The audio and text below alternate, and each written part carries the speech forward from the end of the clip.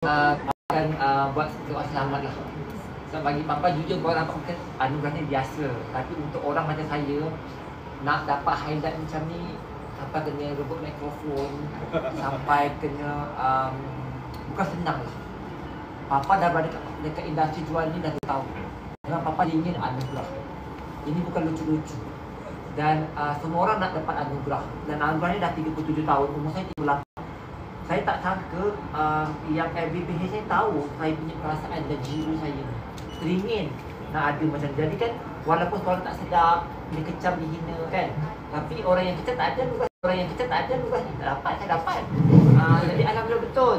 Dia memberi kerana indah lah. Ia bukan pasal duit, tapi pasal teringat jadi artis. Jadi dapat ni pun dah rasa artis dah.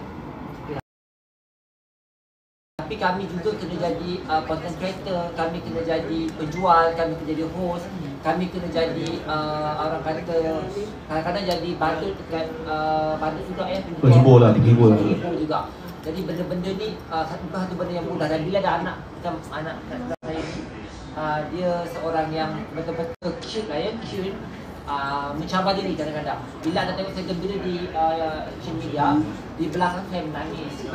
Kadang-kadang saya merayu anak saya sampai tak larang nak buat live. Saya tolonglah Abang Ryan bantu abang. Kadang-kadang abang sendiri tak mampu untuk nak buat live satu hari sampai 12 jam. Tidur pun kurang.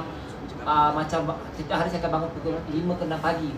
Setiap hari, dan satu perkara yang mudah. Dan bila dapat anugerah bintang seller terpaling popular ni, ini adalah kali pertama dibuat oleh di Malaysia. Dan tahun depan pasti ramai lagi seller-seller yang nak merebut anugerah ni. Walaupun Papa tak menang dah tahun depan, ini adalah anugerah pertama yang dibuat di Malaysia. Papa rasa ini memberi satu semangat kepada kami peniaga-peniaga untuk mempopularkan diri kami. Ya, jadi terima kasih banyak-banyak kerana mengadakan satu anugerah baru ni lah. Dah 37 tahun kan, ini adalah pertama kali dalam sejarah Malaysia menghargai bakat-bakat penjual. Tepuk Malaysia! Terima kasih. Lepas ni jangan lupa bagi saya jadi host juga ya. Baik. Saya teringin sangat nak jadi host ataupun penyampai. Sekarang bagi-bagi penyampai ke Ani. Sekarang bagi-bagi penyampai ke Ani. Pada kita tak menang tapi tercalon menjadi lelaki popular. Ya. Terima kasih. Tahniah sekali lagi.